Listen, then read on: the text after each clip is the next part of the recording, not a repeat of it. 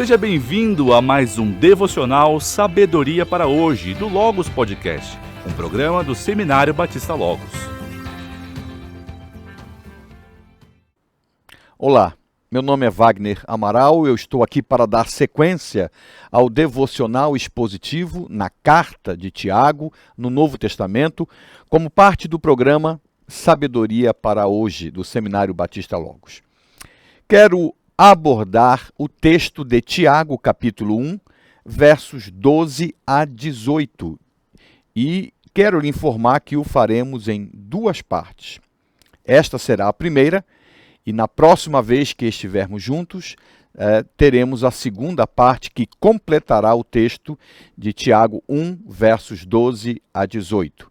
Deixe-me ler para você esse texto. Tiago 1, 12 a 18. Bem-aventurado o homem que suporta com perseverança a provação, porque depois de ter sido aprovado, receberá a coroa da vida, a qual o Senhor prometeu aos que o amam. Ninguém ao ser tentado diga, sou tentado por Deus, porque Deus não pode ser tentado pelo mal e ele mesmo a ninguém tenta. Ao contrário, cada um é tentado pela sua própria cobiça, quando esta o atrai e seduz. Então a cobiça, depois de haver concebido, dá à luz o pecado, e o pecado, uma vez consumado, gera a morte. Não vos enganeis, meus amados irmãos. Toda boa dádiva e todo dom perfeito são lá do alto, descendo do Pai das luzes, em quem não pode existir variação ou sombra de mudança. Pois, segundo o seu querer, ele nos gerou pela palavra da verdade, para que fôssemos como que primícias das suas criaturas. Nesta primeira parte, considerando este texto, quero destacar a bondade de Deus em meio ao pecado do homem. Tiago tem ainda em mente sua primeira abordagem acerca do valor das provações para aqueles que são do Senhor. A provação de origem divina, como vimos, produz aperfeiçoamento. Vimos isto nos versos 2 a 4, no primeiro devocional desta série expositiva. Devemos lidar com as provações pelo prisma da sabedoria de Deus. Isso nós consideramos nos versos 5 a 8, no segundo devocional, que nos direciona à realidade de que a nossa dignidade se baseia na identificação com Cristo. Vimos isto no terceiro e último devocional, nos versos 9 a 11. Nem o insucesso ou o sucesso estabelecido pela sociedade deve servir de referencial para o nosso ânimo ou desânimo, mas sim nossa submissão ao estabelecido por Deus, assim como nossa alegria por estarmos vinculados a Ele. Você é pobre, segundo o padrão mundano? Então, alegre-se por ser diferenciado no Senhor, apesar de suas limitações junto à sociedade. Por outro lado, você é rico? Então, alegre-se por estar unido ao Senhor, entendendo sua condição junto à sociedade como algo insignificante aos olhos de Deus. Considerando esse desenvolvimento em sua carta, Tiago agora quer realçar que o Senhor cuida e recompensa os que o amam, apesar de suas limitações pecaminosas. Para isso, ele fará dois destaques. O primeiro, tudo que é ruim e destrói vem de nossa própria natureza pecaminosa. Claro, sabemos à luz das Escrituras que esta natureza tem a parceria, tem a ajuda, a sociedade de um sistema mundano que é coordenado por Satanás e que usa todas as ferramentas possíveis para criar o ambiente ideal, propício para que esta natureza estabeleça sua influência sobre o indivíduo. mas ele vai destacar que tudo que é ruim, aqui nesse texto, tudo que destrói, vem de nossa própria natureza pecaminosa, vem de nossa própria realidade. E o segundo destaque é que tudo que é de bom, tudo que é bom e que vale a pena, vem do Senhor. Tudo que edifica, tudo que produz vida, vem do Senhor. Pois bem, vamos examinar o texto. Seguindo a lógica estabelecida em seu texto, Tiago começa pela bondade do Senhor. E a primeira coisa que ele nos mostra no verso 12 é que Deus prova os seus para aprová-los. Bem-aventurado o homem que suporta com perseverança a provação, porque depois de ter sido aprovado, receberá a coroa da vida, a qual o Senhor prometeu aos que o amam. Veja, a intenção de Deus é a aprovação e não a reprovação. O Senhor não tem prazer no sofrimento humano, assim como não tem prazer em condená-lo. Ao contrário, o atributo mais contemplado em toda a Escritura é a misericórdia do Senhor. É o que Tiago afirma no início do texto, quando diz bem-aventurado, feliz, bem-sucedido. É a felicidade, é o sucesso da vida deste homem que está em jogo. A felicidade revelada pela estabilidade que é garantida sob o andar ou no andar sob a sabedoria do Senhor. Esta é a expectativa de Deus para aqueles que estão ligados a Ele.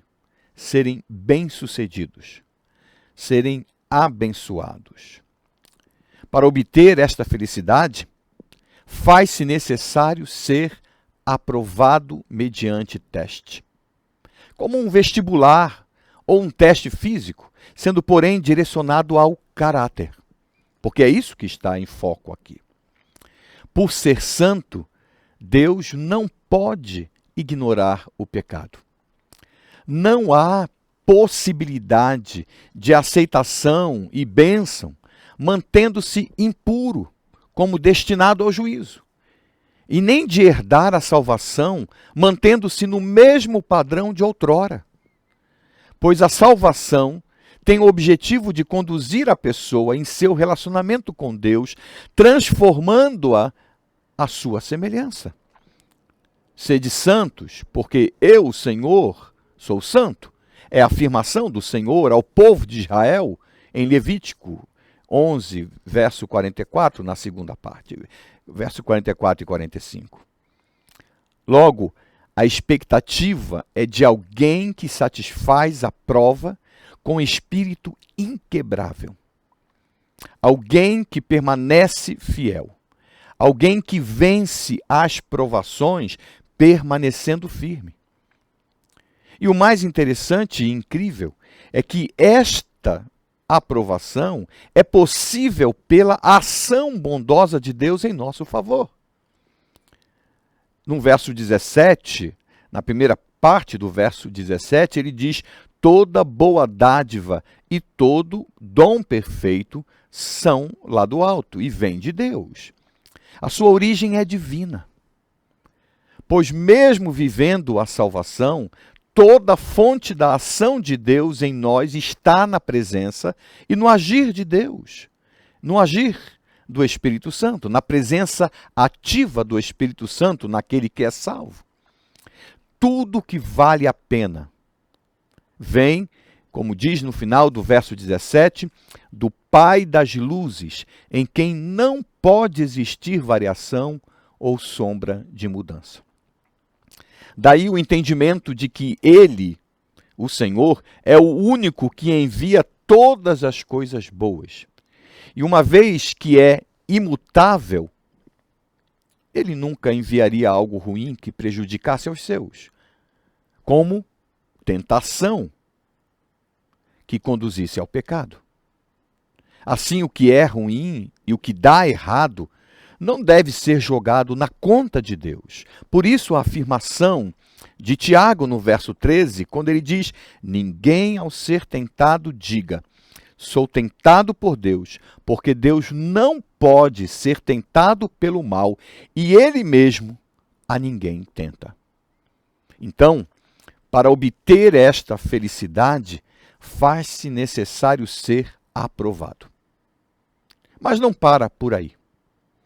Como parte da aprovação, Tiago afirma que Deus recompensa os aprovados. E esta é a segunda coisa que ele nos ensina no verso 12. Tiago afirma que a pessoa aprovada receberá a coroa da vida. Final do verso 12, ele diz isso: receberá a coroa da vida, a qual o Senhor prometeu aos que o amam. Observe que o verbo é em tempo futuro, o que indica que é uma promessa para uma era por vir, uma recompensa dada aos que forem aprovados. A expressão deve ser entendida com a vida como o conteúdo, que significa a coroa, que é a vida. Nesse caso, a coroa prometida é a própria vida, embora não a vida física, mas a vida infinita. E este prêmio supremo é prometido, como ele afirma no final do verso, aos que o amam. Aqueles que lhe são leais. Aqueles que foram aperfeiçoados em seu amor e em sua dedicação ao Senhor. É impressionante a ação generosa de Deus. Ele salva, ele providencia o necessário para o aperfeiçoamento, para a aprovação. Este aperfeiçoamento implica em conhecer, amar e viver pelo Senhor. E ele, o Senhor, recompensa os aprovados. Decididamente, o que é esperado de nós? O que nos cabe? Exatamente por isso, Tiago enfatiza a origem do bem para a vida do salvo. Deixa eu ler novamente os versos 16 a 18 para você, e aí vou conduzi-lo aos destaques que Tiago apresenta. Não vos enganeis, meus amados irmãos.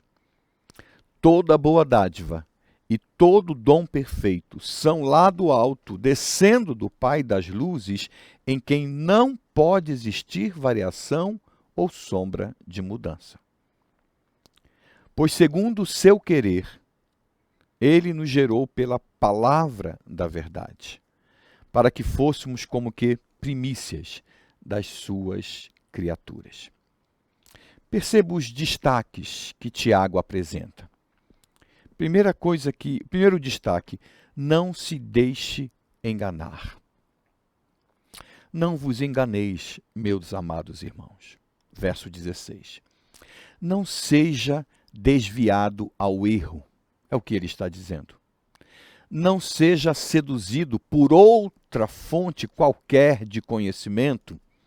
Enfim, não se deixe iludir por sua própria natureza, que objetiva seduzi-lo, plantando desejos em seu coração, levando-o a cobiçar qualquer coisa que venha a satisfazer tal desejo.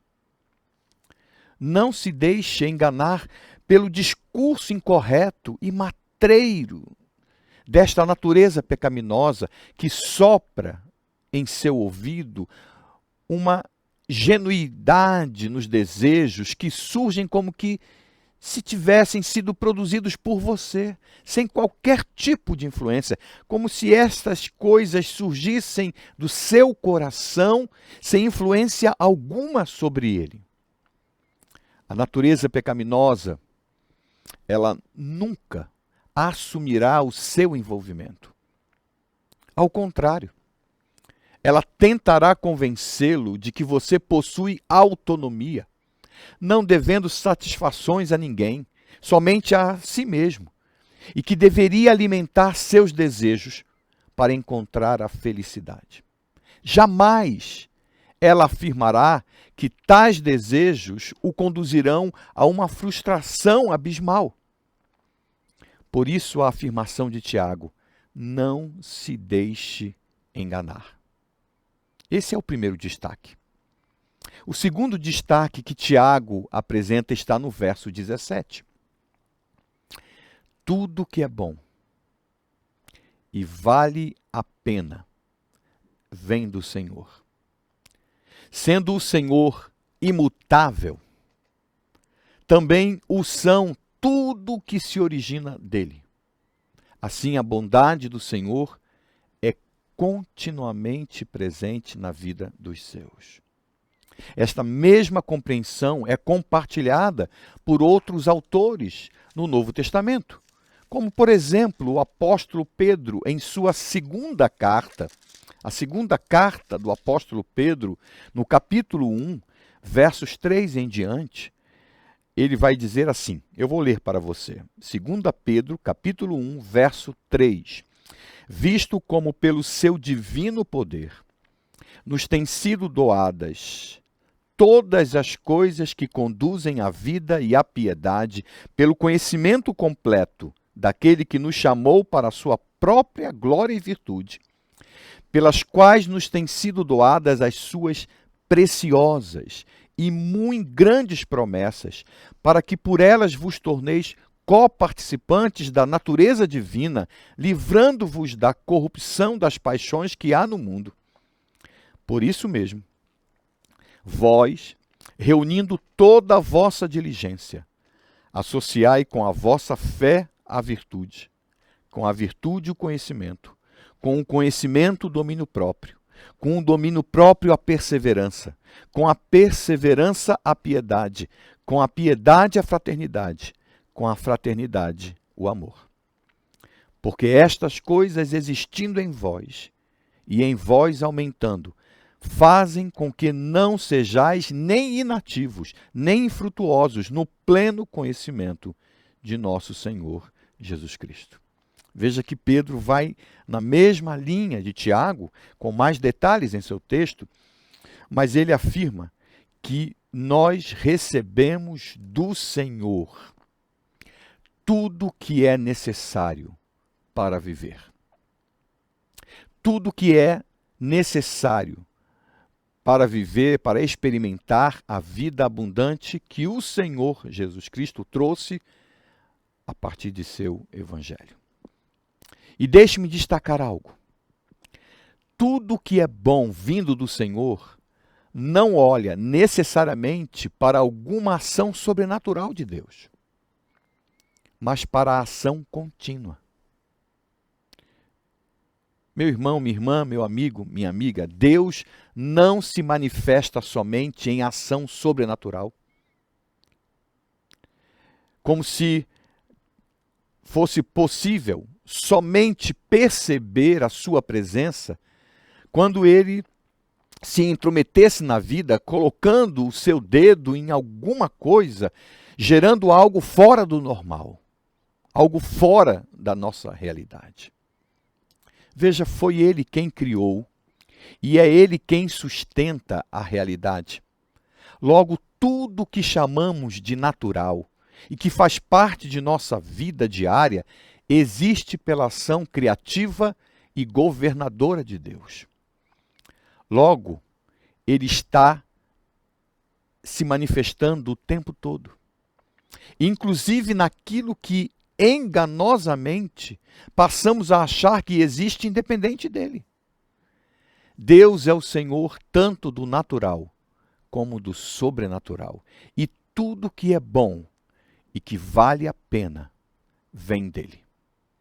Este é o segundo destaque. O terceiro destaque que Tiago apresenta está no verso 18. Pois, segundo o seu querer, ele nos gerou pela palavra da verdade, para que fôssemos como que primícias das suas criaturas.